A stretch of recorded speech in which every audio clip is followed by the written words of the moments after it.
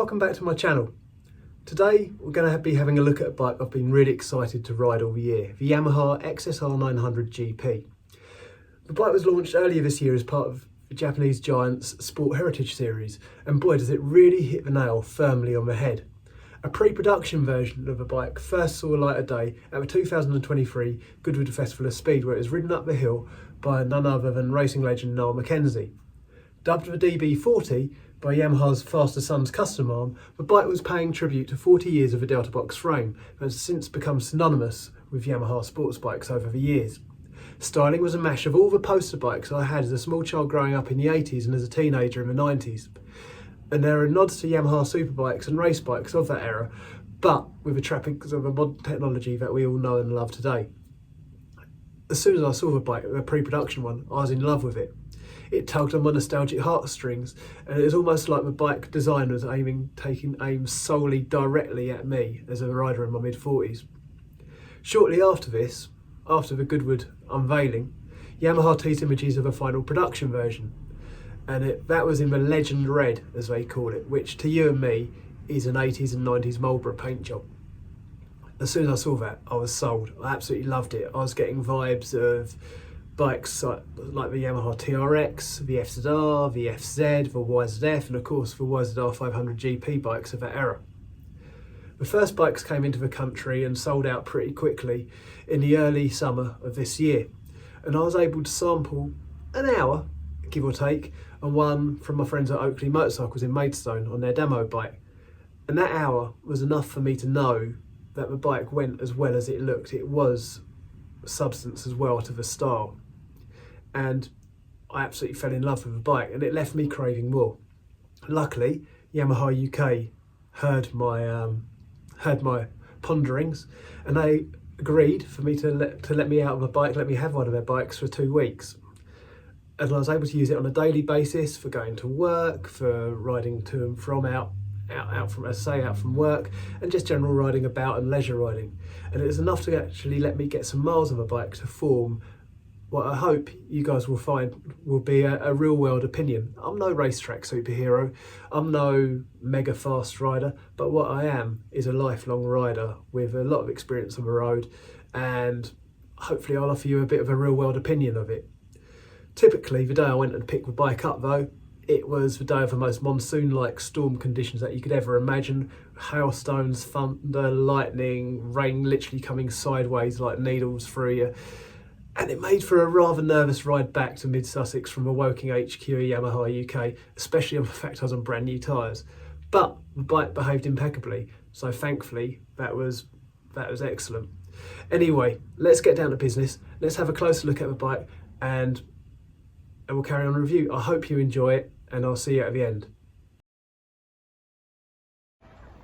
Underneath its retro exterior, the XSR900GP is powered by Yamaha's CP3 double overhead camshaft 890cc 4-valve inline triple engine with an output of 119 brake horsepower on tap and 93 Newton meters of torque at 7,000 RPM. The GP offers impressive acceleration and a thrilling performance on both urban roads and twisty back roads. The Yamaha will fire itself to 60 miles an hour in around 3.5 seconds and up to a top speed in the ballpark of 150 mile an hour, allegedly. Ample enough to be very, very naughty. Taking a look at the chassis, the riding position is certainly sportier than the standard XSR, but it was certainly a lot more relaxed than the dinky R7. Keeping things under control are upside down fully adjustable 41mm KYB forks at the front and a fully adjustable KYB monoshock at the back. Brakes are Yamaha's own 4-pot calipers, biting onto twin 298mm discs at the front and single piston caliper mated with a 245mm disc at the back. Master cylinders are from Italian braking maestro's Brembo. The feel and bite through the front lever is nice, it's progressive and firm. The high mounted clip-ons are reminiscent of my TZR250, and they make sure you can assume a purposeful riding position when you want to press on, without it being too hard on your wrists. The foot pegs are also nicely set, giving a pleasant amount of legroom, and I'm about 5'10", 5'11". The cockpit display is typically tidy. It's a full colour 5-inch TFT display. There are a choice of display visuals, but my favourite was the old school tacho, keeping in line with its retro vibe. It's clear and easy to read, giving you all the information you need to know at a glance. A further bonus is the connectivity. You can connect to your phone via the Yamaha MyRide app. This helps with connecting to sat-nav and everything. I did fiddle around with this, but being honest, I didn't really use it too much as I just wanted to enjoy the ride.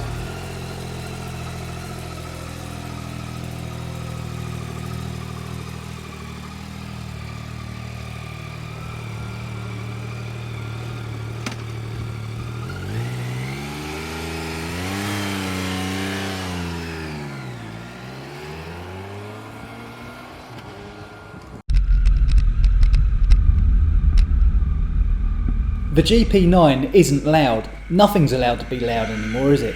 But it does sound absolutely gorgeous, especially when you start to wind it up. Yamaha have again worked their magic with the intakes to deliver an addictive symphony when the throttle is opened. Being more road biased than race replica, the power is more usable and the engine has a cracking mid-range delivery that is exciting without being intimidating, but will happily pull from low down all the way past 10,000 RPM. A few changes have been made to the frame from the standard XSR. Nothing groundbreaking, an alloy steering tube and a few tweaks to the headstock, engine mounts and subframe being the main thing. The ride-by-wire throttle system is set up perfectly and I didn't notice any delay in response or pickup in any of the ride modes, be it rain, street or sport, or any of the other personalised settings, but more on that later. The diamond of the motor hits that sweet spot of being perfectly happy to trundle around town, taking a trip on the motorway or getting spanked around back roads. You'd equally be happy on track and would actually be a much better track bike than a lot of full-on race bikes for mere mortals like me. That said, the world's worst kept secret of the impending R9 is likely to set that right and is looking to be a razor-sharp track tool. The XSR900GP is equipped with advanced electronics, a 6-axis IMU, powers all the ride rails, including lean sensitive traction control system, ABS of course, slide control, wheelie control and quick shifter for seamless gear changes both up and down through the smooth 6-speed gearbox. The second settings can all be adjusted via the Yamaha Ride Control or YRC. This means that you can select your preference of intervention from the ride rails and engine power characteristics. This is where everything gets a bit techie for me, and you can use the controls on the left switchgear to make your selections, either stationary or whilst on the fly. Further features include cruise control and speed limiter. Personally, the jury again is out for me on the cruise control on the bike, but hey, you don't have to use it, do you?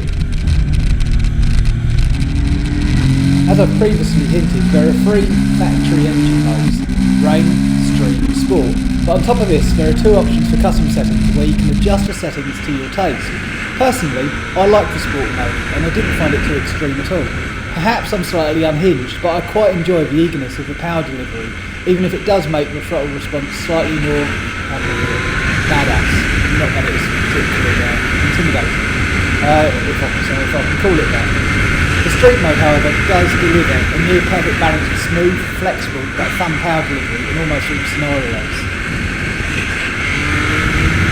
The fairing does a good job of keeping you from the wind blast, and it's easy to get tucked behind the screen whilst maintaining a clear view of the road ahead. Admittedly, it's no continental tourer, but I happily racked up over 100 miles of mixed riding one Sunday morning without any discomfort or complaint. A pillion seat does nestle under the tailpiece, but when you take that off, something does look missing. My only grumble is purely on looks. The standard underslung silencer just looks a bit out of place to me. It's not in keeping with the rest of the bike. But this can be rescued with the optional racer pack, which comes with a full acrobatic system. The lights are neatly done, with a tiny LED headlight throwing out a surprisingly good spread of light in the dark. The rear light is also neatly hidden away too. The ergonomic switchgear feels good, but the indicator switch does take a bit of getting used to. Wheels are spin-forged aluminium and wear Bridgestone Battlax Hypersport S23 rubber, 120/17/17 on the front and 180/55/17 on the back. It's a sound choice and the tyres are confidence inspiring in all conditions. They heat up well and offer plenty of grip. Weighing in at 200 kilograms, the bike is well balanced. It feels firmly planted and stable under acceleration, braking and in corners, changing direction with ease. The autonomy wise, I felt like the bike was better than the rather thirsty MT10. The 14 litre tank offering a range of about 130 miles depending on how you ride. Obviously, playing figures that are an absolute theoretical best case, but I reckon mixed riding, i.e. a bit of town and a bit of hooning, you should return you somewhere between 40 and 49 miles to the gallon in real range, which I think is pretty good.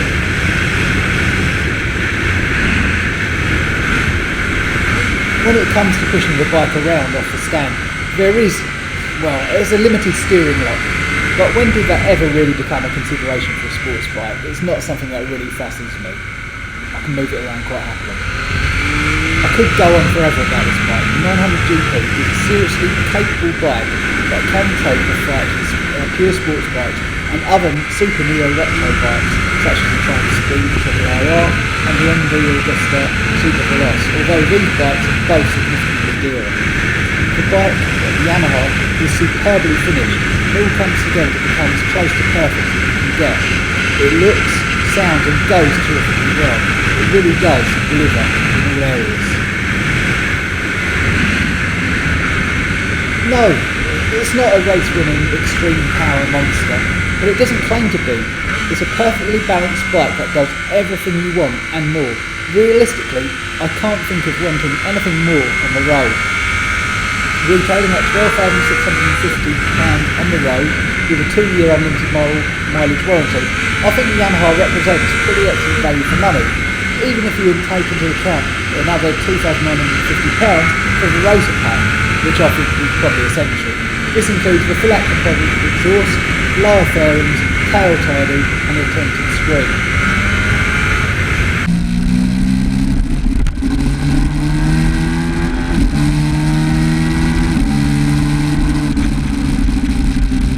So, that was a ride on my bike, and that was, for a penny's worth, what I thought of it.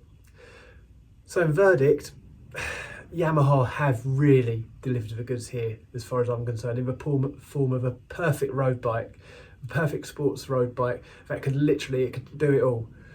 As things currently stand, the XSR900GP is the only bike that could tempt me away from my beloved Ducati 899. I absolutely love it, and I can honestly say that out of everything I've ridden so far this year, this is my bike of the year, and maybe even so far bike of the decade. I absolutely love it. And if I was going to give it a rating, I'd have to give it 10 out of 10.